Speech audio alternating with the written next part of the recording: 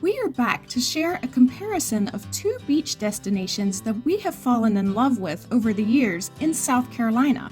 One is Myrtle Beach, and the other is about 200 miles south, Hilton Head Island. I do want to preface this by saying that we love vacations in both of these places. You really can't go wrong with either. But we are going to tell you what each popular destination is like, and then Jack and I will both tell you which we like best and why.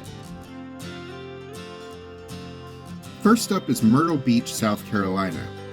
Each year, over 17 million tourists visit this area, nicknamed the Grand Strand, for its over 60 miles of beaches. Perhaps the most popular stretch of beach for tourists is the more than a mile length of the Boardwalk, which is lined by restaurants, shops, and the Sky Wheel. This area and much of the rest of the city is one big tourist trap, but I mean that in a good way. If you've ever been to Pigeon Forge, Tennessee, or Branson, Missouri, imagine those towns, but at the beach instead of in the mountains. There are so many attractions for the whole family to enjoy together. There's amusement parks, dinner theaters, other live performance venues, lots of shopping and dining experiences to enjoy.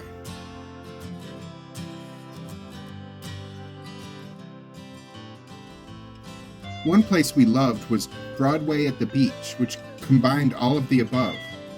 It has amusement rides and restaurants and shopping and dining, along with an aquarium, all in one amazing place.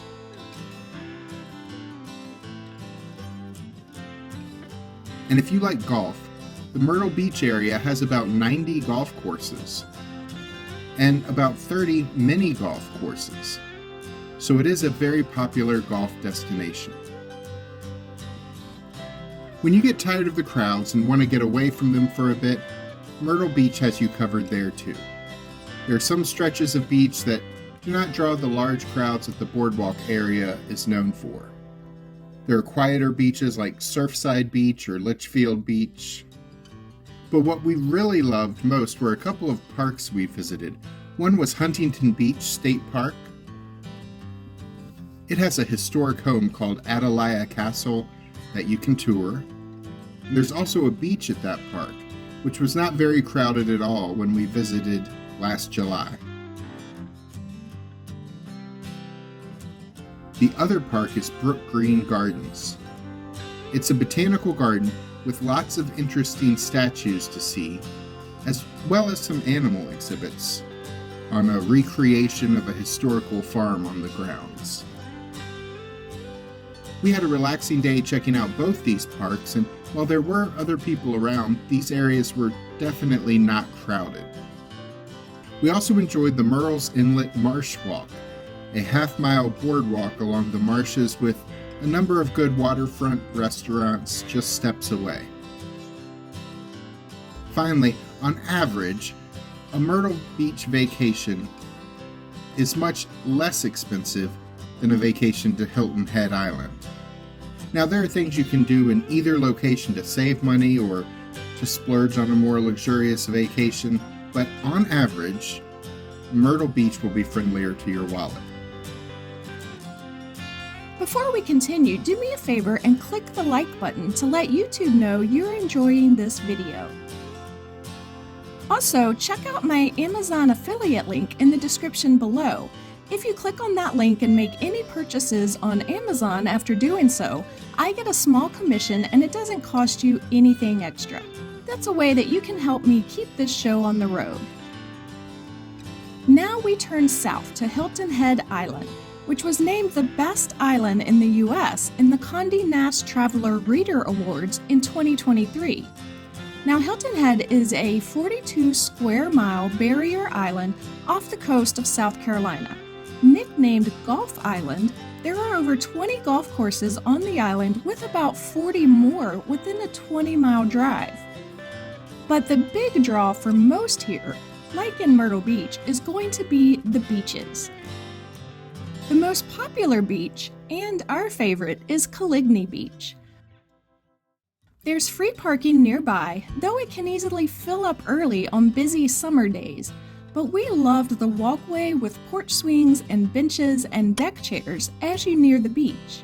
There are also some shower and changing facilities nearby and a splash area that the little kids will enjoy.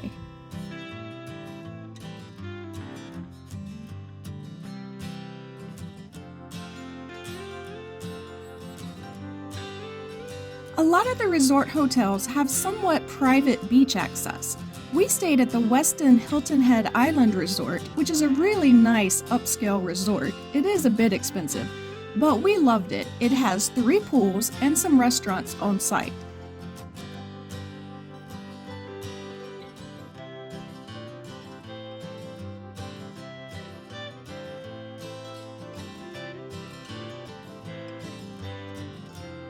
But it is also a beachfront resort, so we could just walk out of our hotel, past the pools, and right onto the beach. To avoid having to find parking and dodge the crowds, staying in any of the nice beachfront resorts is a great option. But Hilton Head is not as crowded as the popular areas of Myrtle Beach.